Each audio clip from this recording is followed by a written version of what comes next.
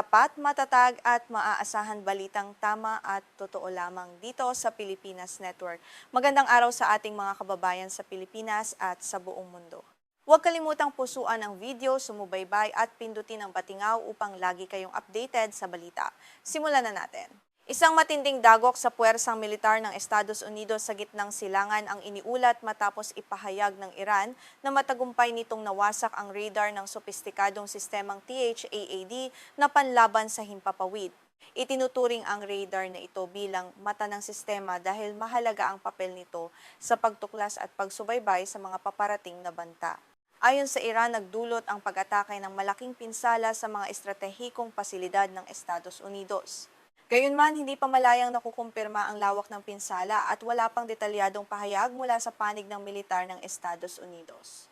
Sa isang pahayag, sinabi ng Islamic Revolutionary Guard Corps o IRGC ng Iran na pinuntirya nito ang isang base militar ng Estados Unidos sa Jordan. Bukod sa radar ng THAAD, inangkin din ng IRGC na nawasak nito ang isang baterya ng sistemang Patriot na panlaban sa misil at ang radar ng CRAM, isang sistemang may maikling saklaw na nagpoprotekta sa pasilidad laban sa mga roketa, artilyeriya at drone. Nagbigay rin ng IRGC ng karagdagang detalye tungkol sa umano'y lawak ng pinsala sa loob ng base. Ayon sa pahayag nito, nagdulot ang malalakas na pagsabog ng sunog sa mga tangke ng imbakan ng langis at panggatong ng militar. Inangkin din nitong direktang tinamaan ng isang malaking bodega na naglalaman ng mga kagamitan para sa mga helicopter. Napinsala ring umano ang pasilidad na ginagamit sa pagkukumpuni at pagpapanatili ng mga sasakyang panghimpapawid, hindi lamang sa Jordan nakatuon ang opensiba ng Iran.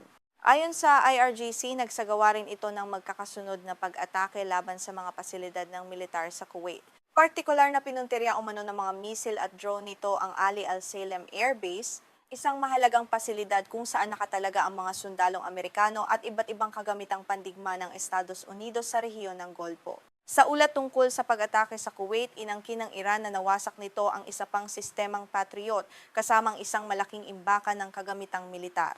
Sinabi rin nitong napinsala ang isang hangar na ginagamit para sa mga MQ-9 Reaper na drone ng Estados Unidos. Tinamaan din umano ang mga tirahan ng mga sundalong Amerikano, dalawang hangar ng helicopter sa Al-Adiri Base at isang mahalagang tore ng telekomunikasyon. Binigyang diin ng IRGC na nagdulot umano ng malaking bilang ng mga nasawi at nasugatan sa hanay ng mga sundalong Amerikano ang pag-atake sa Al-Adiri.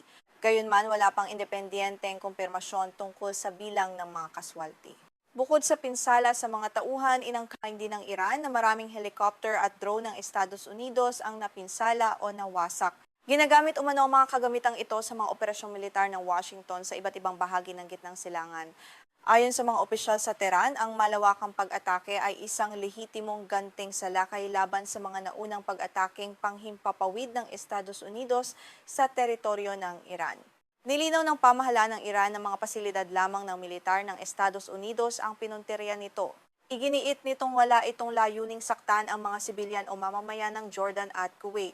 Sa isang opisyal na pahayag, sinabi ni Mohammad Akraminia, tagapagsalita ng hukbong militar ng Iran, na handa ang Tehran na ipagpatuloy ang pag-atake sa mga base ng Estados Unidos sa buong rehiyon.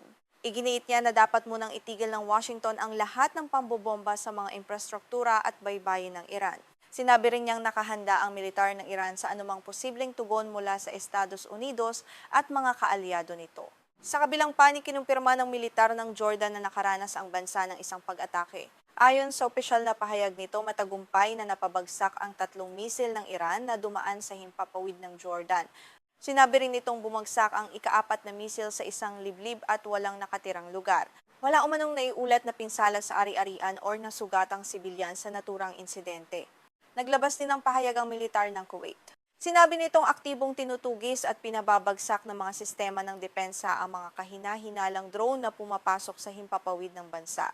Bagamat kinumpirma nito ang presensiya ng mga drone na itinuturing na mula sa kalaban, hindi tinukoy ng pamahalaan ng Kuwait kung aling pasilidad o base militar ang pinuntirya ng mga ito. Sa kabila ng seryosong pag-angkin ng Iran tungkol sa pagkawasak ng mga kagamitang militar ng Estados Unidos, hindi agad naglabas ng detalyadong pahayag ang Washington.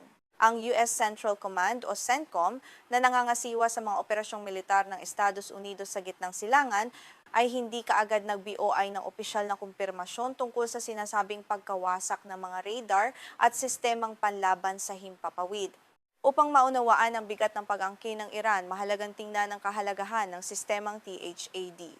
Ang Terminal High Altitude Area Defense ay itinuturing na isa sa pinakamaunlad na sistemang panlaban sa balistikong misil. Dinisenyo ito upang tuklasin, subaybayan at wasakin ang mga balistikong misil sa napakataas na bahagi ng atmosfera. Maaari nitong harangin ang banta sa huling yugto ng paglipad bago ito makarating sa target. Ang isa sa pinakamahalagang bahagi ng THAD ay ang ANTPY-2 radar. Itinuturing itong mata ng sistema dahil ito ang responsable sa maagang pagtuklas at pagsubaybay sa mga balistikong misil. May kakayahan umano ang radar na makakita ng mga banta mula sa libu-libong kilometro ang layo, depende sa lokasyon, kalagayan at paraan ng paggamit nito. Nagbibigay ito ng kinakailangang impormasyon upang magabayan ang mga misilang pangharang patungo sa kanilang target. Kapag ginagamit kasama ng THAD, maaari nitong tulungang harangin ang mga paparating na misil sa layong humigit kumulang 200 kilometro at sa taas na maaring umabot sa 150 kilometro. Bukod sa pagiging sopistikado, napakamahal din ng ANTPY-2 radar. Ayon sa mga dokumentong may kaugnayan sa badyet ng kagawaran ng depensa ng Estados Unidos, maaring nagkakahalaga ng daan-daang milyong dolyar ang bawat unit nito. Tinatayang umaabot sa humigit kumulang 485 milyong dolyar ang halaga ng isang unit, depende sa kasamang kagamitan at suportang teknikal. Ang antena lamang nito ay maaring nagkakahalaga ng mahigit 100 milyong dolyar. Kapag isinama ang mga karagdagang kagamitan, pagpapanatili, pagsasanay, suportang pang-operasyon at pagpapahusay sa software, maaaring umabot sa halos 1 bilyong dolyar ang kabuuang halaga ng isang buong sistema.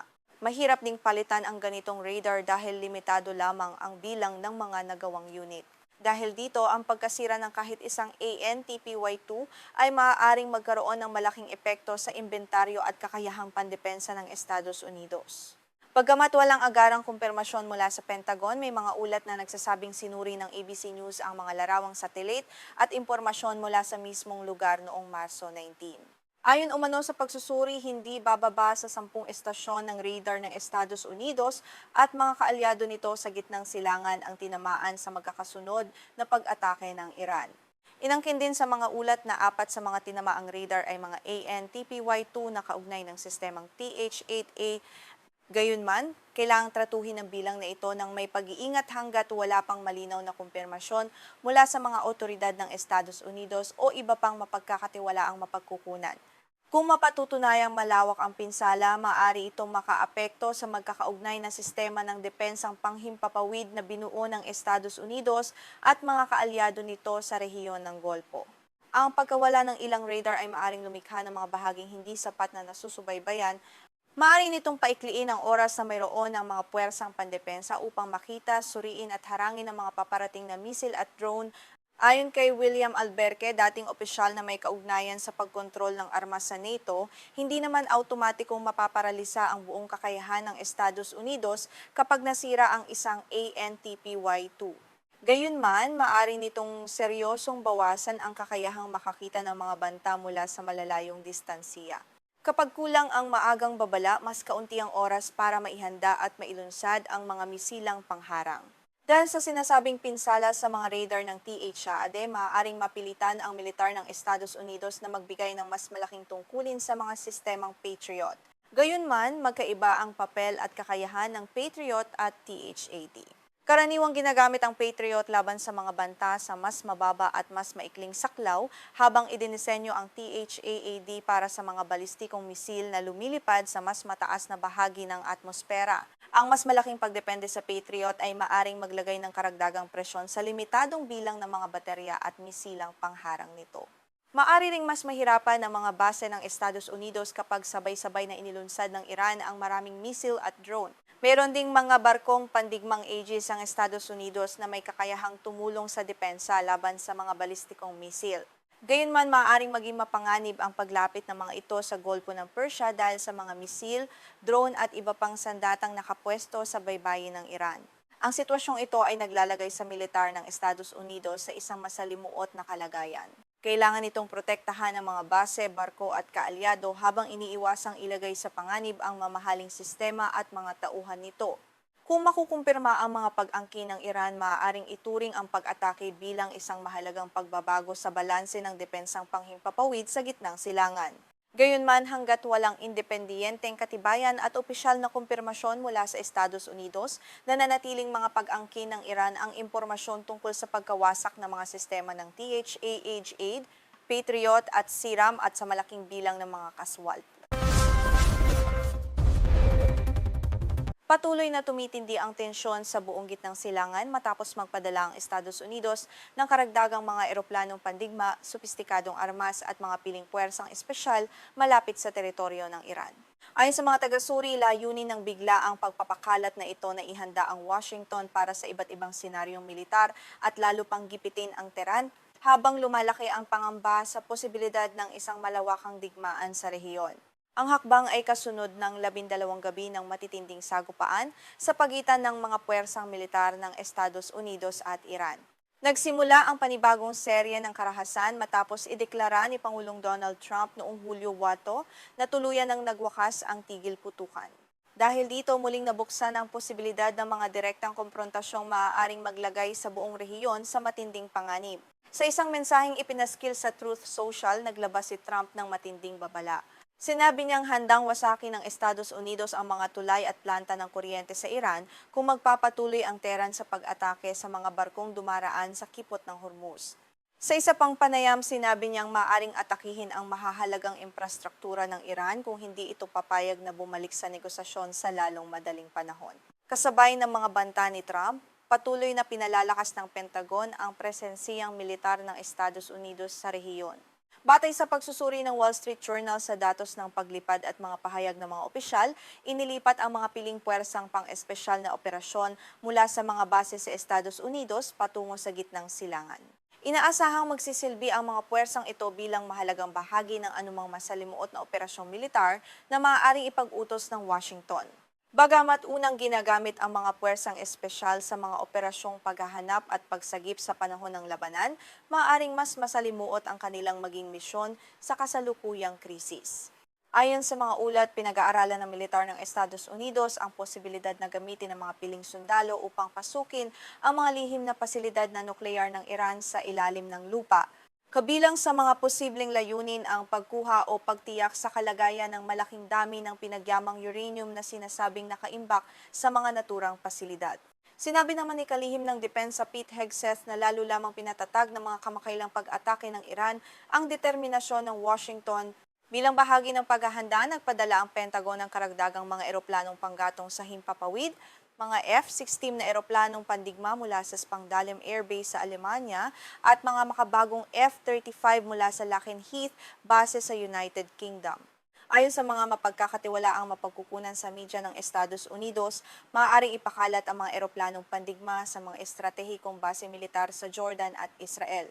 Ang pagpoposisyon ng mga ito sa naturang mga bansa ay nagbibigay sa Estados Unidos ng kakayahang mabilis na tumugon at magsagawa ng mga pag-ataking panghimpapawid kung sakaling sumiklab ang isang direktang labanan laban sa Iran. Inilagay din sa mataas na antas ng kahandaan ng mga pangkat ng estratehikong eroplanong pambomba kabilang ang mga B-1 na nakabase sa Estados Unidos at United Kingdom. Maaari silang mabilis na ipakalat kapag naglabas ng utos ang pamahalaang Amerikano. Samantala, mahigit 150 tauhang medikal ang ipinadala sa Landstuhl Regional Medical Center sa Alemanya.